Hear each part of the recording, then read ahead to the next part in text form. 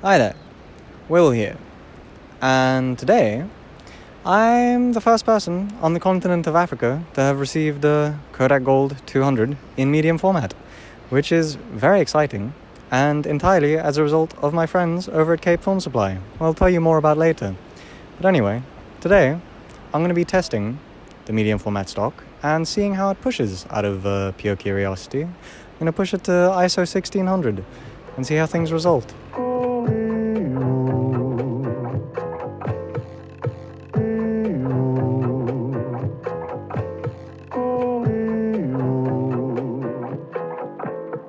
My audio recorder has officially given up the ghost, so I'm just recording on my phone and hopefully things sound alright. Let's make a portrait of Maya. The way I've got things set up here is I've got two backs. One of them has normal gold in it and one of them has ISO 1600 gold in it. And I'm switching between them. And I've got a light meter set to ISO 1600 and a light meter set to ISO 200. And thus saving myself the trouble of having to switch ISO all the time.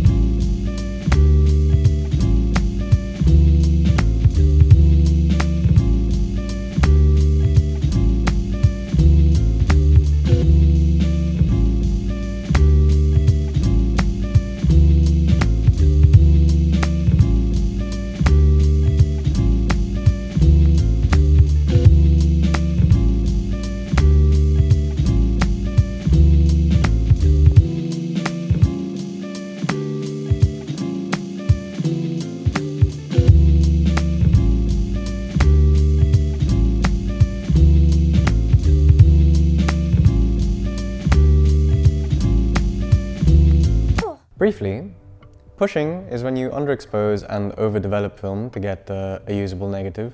Pulling is when you overexpose and underdevelop film, just for context. So when I say I pushed it to 1600, I shot a 200 speed film at ISO 1600, underexposing it, and then overdeveloped it 3 stops and netted a usable negative. The results are quite interesting. I'll talk properly about them momentarily. I just need to show you me making a couple more photographs before we get into the details. But before that, I'd like to point out that all of these were scanned on a Hasselblad Flextite X5, the ones that you've seen so far in the video.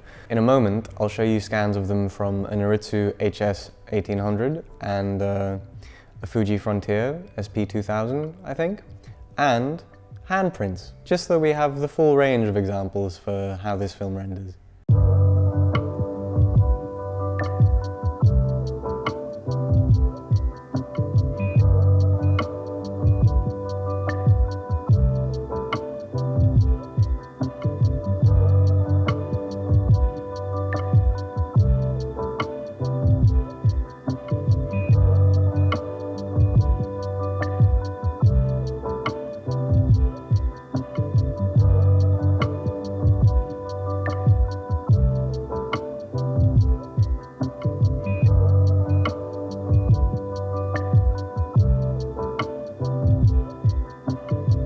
A big thank you to Cape Film Supply for sponsoring this video, by the way. They develop all of my things, so if you're ever in Cape Town and want to go to the lab that I use to develop everything and give it to a really cool bunch of dudes, to be honest. They're all like skateboarders and things, but cool, creative, and very invested in getting you some really decent scans, then I'd head over to Cape Film Supply. It's where I go.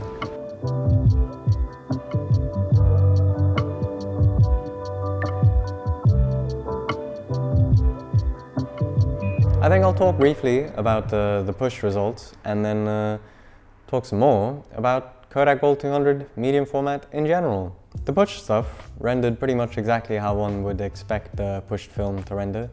I don't think this is the best film stock to push either, based off of these results, but the net result was more contrast, slightly more saturation, and color shifts. In the case of the 1600 ISO exposure and development, all of the shadows were pretty much crushed out of the negative, and it lent a lot more heavily into yellow a lot of the time, which is to be expected from Kodak Gold, with some slight magenta. Anyway, here's some scan comparisons. Here's a Kodak Gold 200, shot at box speed, properly exposed on a Fuji Frontier, an Aritsu, Hasselblad Flexlight X5, and darkroom printed. And here's the same scene on Kodak Gold, pushed to 1600 on a Fuji Frontier, an Aritsu HS 1800, and a Hasselblad Flexlight X5, and a darkroom print. I hope I've given you a full range of examples. I'll use the hand print as an example for this because I use the exact same settings and paper and chemistry back to back to make these, so there's no difference besides the way that the negative is rendering. The normal one you can see has a very decent tonal range, and I really quite like it. I'm actually impressed with this film stock, but I'll get to that just now.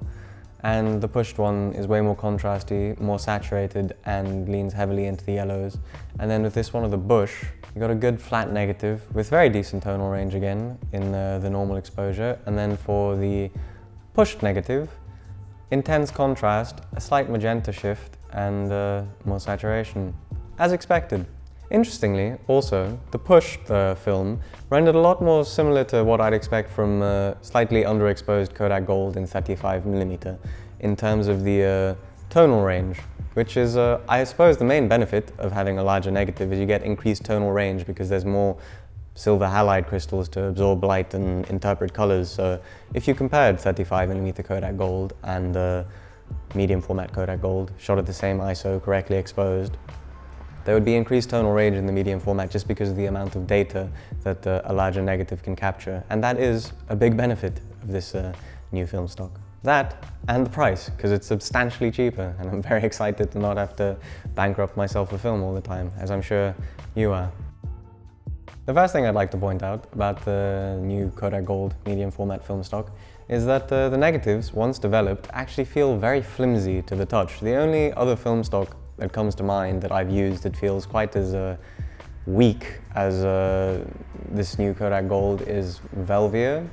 Velvia, for some reason, some of the older stuff also has a very thin emulsion base, and I don't know how much of an impact it has on pictures. I'd assume it impacts something somewhere. I'm not going to comment on it because I can't give you an exact analysis, but in my mind, having a thinner negative, A, makes it more prone to damage when you're doing things like darkroom printing or scanning on scanners where you have to be hands-on with the negative, and B, might, possibly, this is out of thin air, mean that it's lacking in some of the anti-scratch or anti-static layers or something that the more professional stocks have. In terms of its rendering, it's actually really impressive. I like the way it looks. It definitely does have a bit of a Kodak Gold look to it, but you can get some nice true colors out of it still. Maybe if you balance things to be slightly more blue, they'd have a bit less of that sort of warmth to them, but I'm a fan of warmth, so I'm into it. Grain, which would be an important factor and something people would pick up on, is not that much more prevalent than the professional film stocks. Here's some 100% zooms of a portrait of Maya, for example, where the only thing you'd really see in the skin texture is grain, if there was intense grain going on. And you can see some grain, but it's not that bad. Overall, I'm quite impressed with it, and I'm definitely going to shoot some more going forward. The only thing I'd really keep in mind as a bit of a worry is the thinness of the negatives and how they're going to hold up with time. But in terms of the look, I'm very impressed and excited to try it out some more, because I can't give you very deep insights having shot 2 rolls of it.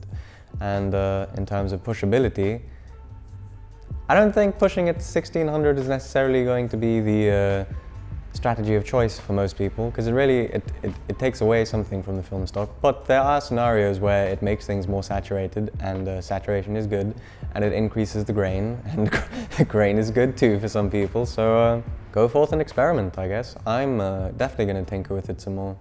And as a final note, the thinness of the negatives in the darkroom means that more light gets through the negative and onto the paper, and thus you have to stop down further than one would. So for example, I printed portrait yesterday as well, and the exposure time was f11 for 15 seconds to get a print, for example.